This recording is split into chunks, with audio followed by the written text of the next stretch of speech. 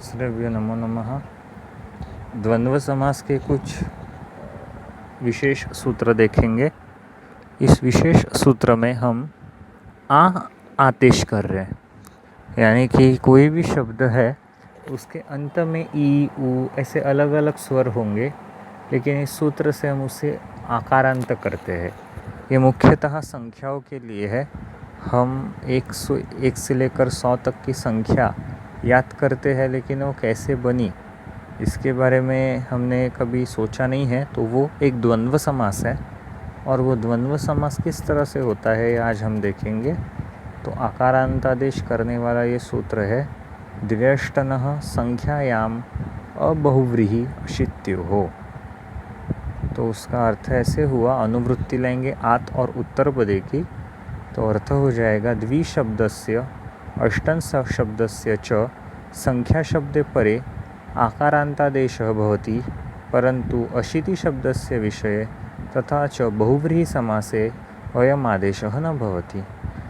द्वि और अष्टन यानी 2 और 8 ये जो संख्या है उसे आकार आदेश होता है, यानी द्वि का द्वा हो जाएगा और अष्टन का अष्टा हो जाएगा कभी संख्या शब्द परे होने के बाद। यानी जनरली 1 to 100 ये नंबर जो हम देखते हैं उसमें ये बदलाव होता है, लेकिन उसके लिए एक कंडीशन दी है उन्होंने कि बाजू में अशीति शब्द नहीं होना चाहिए। अशीति यानी 80, तो 82 और 88 इसमें ये रूल नहीं लगेगा, और साथ में बहुव्रीहि समास भी नहीं होना चाहिए। बाजू में अगर बहुव्रीहि समास नहीं है वो शब्द, तो भी हम द्वि का द्वा करेंगे, अष्ट का अष्टा करेंगे, बहुव्रीहि समास में नहीं करेंगे, और बाजू में अशीति शब्द यानी 82 और 88 होने के बाद ये नहीं करेंगे। तो उसके लिए सबसे पहला जो कुछ एग्जाम्पल देखेंगे, जैसे द्वि प्लस दश यानी 2 और 10 यानी 12, द्वादश, तो एक प्रकार का ये इतरेतर द्वंद्व समास है। या फिर द्वा प्लस विंशति, द्वाविंशति, अष्टा प्लस विंशति, अष्टाविंशति। तो यहाँ पे देख सकते हैं द्वि और अष्टन शब्द को आकारादेश होके किस तरह से द्वा और अष्टा ये शब्द तैयार हुए हैं। तो हम पहला समास देखेंगे द्वादश। द्वादश यानी 12, 12, 12 यानी 2 और 10, तो ये इतरेतर द्वंद्व समास का एक उदाहरण है। द्वौ च दश च, 2 और 10। द्वि औ दशन जस, 2 है इस वजह से द्विवचन का औ, और दश ये बहुवचन होने की वजह से जस प्रत्यय हमने लगाया। द्वि औ दशन जस, 4 थे द्वंद्व से उसका समास करेंगे क्योंकि ये द्वंद्व समास है। कृत तद्धित समासाश्च से प्रातिपदिक संज्ञा, सुपो धातु प्रातिपदिक से उसका लोप करेंगे। अभी यहाँ पे द्विये शब्द शुरू में चाहिए, तो इस वजह से हमने उसका अल्पाच तरम से पूर्व निपात किया। द्व्यष्टनः संख्यायाम बहुव्रीहौ अशित्योः, इस सूत्र से हमने द्वि को आकारादेश करके द्वादशन तैयार किया। अभी द्वादशन ये हमारा समास है, कृतद्धित समासाश्च से प्रातिपदिक संज्ञा, स्वौज समौट से बहुवचन में जस प्रत्यय लगाए क्योंकि 12 ये बहुवचन में है। अभी ये जो दशन शब्द है नकारांत है, और श्नांता षट ये सूत्र हमें षट संज्ञा बताता है। षट संज्ञा किसे मिलती है? शकारांत शब्द यानी शश, और नकारांत संख्यावाचक शब्द यानी पंचन, नवन, अष्टन, सप्तन, इन दशन, इन सभी को हम षट संज्ञा देंगे। और षड्भ्यो लुक इस सूत्र से षट संज्ञा के पीछे आने वाले सुप विभक्तियों का लोप करेंगे। तो द्वादशन ये नकारांत होने की वजह से श्नांता षट से षट संज्ञा मिल गई, और षड्भ्यो लुक से उसका लोप हो गया। तो जस प्रत्यय का लोप हुआ, द्वादशन ये शब्द तैयार हुआ। न लोप प्रातिपदिकांतस्य, इस सूत्र से न का लोप करेंगे तो वो हो जाएगा द्वादश, और सुप्तिगंतम पदम से उसे पद संज्ञा देंगे। तो उसी तरह से अष्टाविंशति ये एक है, यहाँ पे अष्टन का अष्टा हुआ है, तो अष्टाविंशति यानी 28 यानी 8 और 20, यह इस तरह से है।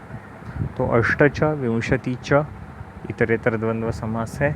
अष्टंजस विंशतिसु, अब ये विंशति अष्टन्य बहुवचन होने की वजह से जस प्रत्यय बहुवचन का लगाया, लेकिन विंशतीय बहुवचन होने के बाद भी एक वचन का सुप्रत्यय क्यों लगाना है?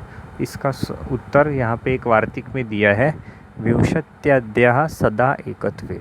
विंशति यानी 20 और वो और उसके आगे आने वाले सारी संख्याएं ये हमेशा एक वचन में होती है, तो इसी वजह से हम उन्हें एक वचन का सुप्रत्यय लगाएंगे।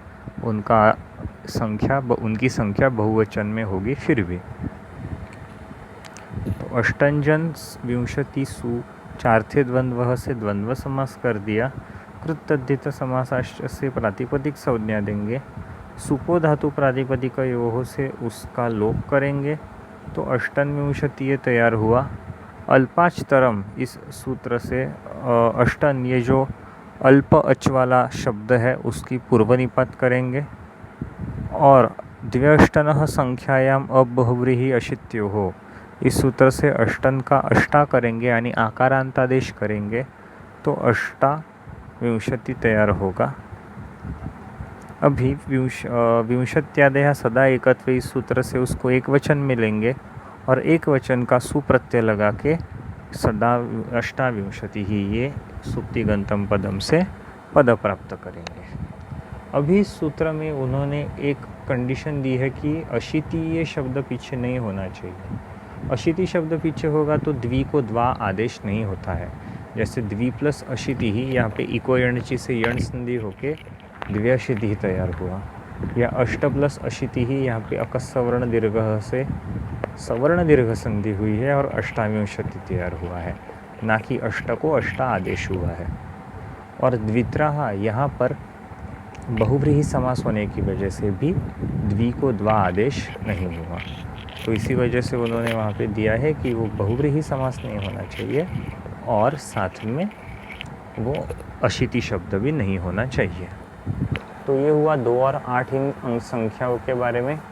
जो त्रि यानी 3 ये संख्या है उसे कभी कभी त्रयस ऐसे आदेश होता है, तो उसके लिए सूत्र दिया है त्रेस त्रयः यानी त्रेहे त्रयः। त्रि को त्रि ये शब्द की त्रेहे ये षष्ठी विभक्ति है, उसको त्रयः ऐसे आदेश होता है। कब होता है? तो पूर्व सूत्र की ही स्थिति यहाँ पर है। अशीति शब्द पीछे नहीं होगा, बहुव्रीहि समास नहीं होगा, तो ये आदेश होगा। इतर कोई भी संख्यावाचक शब्द होगा तो त्रि के आगे बाकी कोई भी संख्यावाचक शब्द है 80 को छोड़ के यानी 83 को छोड़ के और बहुव्रीहि समास नहीं है तो उसको त्रयस आदेश होगा। जैसे कि त्रयोदश, यहाँ पे भी स है, स का उकार होके आद गुण से उसका उकार हो गया, इस वजह से हमें त्रयस का त्रयो ये रूप यहाँ पे दिख रहा है। तो त्रयश्च यानी त्रयः च दशः च या दश च ये हो हमारी इतरेतर द्वंद्व समास। त्रिजस दशंजस इससे बहुवचन का जस प्रत्यय हमने यहाँ पे लगाया है। तो त्रिजस जसन दशंजस 4 थे द्वंद्व से समास हुआ। कृतद्धित समासाश्च से प्रातिपदिक संज्ञा देंगे। सुपो धातु प्रातिपदिकयोः से उसका लोप करेंगे। अभी त्रि ये अल्प अच वाला है तो अल्पाष्टरम से उसका पूर्व निपात करेंगे और त्रिदशन ये शब्द तैयार होगा।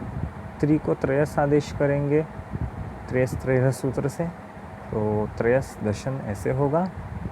अब ये जो स है, स की ऋत्व विसर्ग प्रक्रिया प्रारंभ होगी, तो स सदृशो हो रुः से स को रु आदेश हुआ। उपदेश अच अनुनासिक तस्य लोपः से रू के ऊ का लोप होगा तो र बचेगा। अभी र को उ आदेश करने के लिए हशीच ये सूत्र है। हश प्रत्याहार परे होने के बाद रफार को उकार आदेश होता है, तो हमने यहाँ पे रफार को उकार आदेश किया। अकारांत और उसके पीछे उ आने के बाद आद गुण से गुण संधि होके उसका ओ होगा, तो त्रय प्लस उ का त्रयो हो जाएगा। उसके पीछे दशन है। ये समास है तो कृतद्धित समासाश्च से प्रातिपदिक संज्ञा।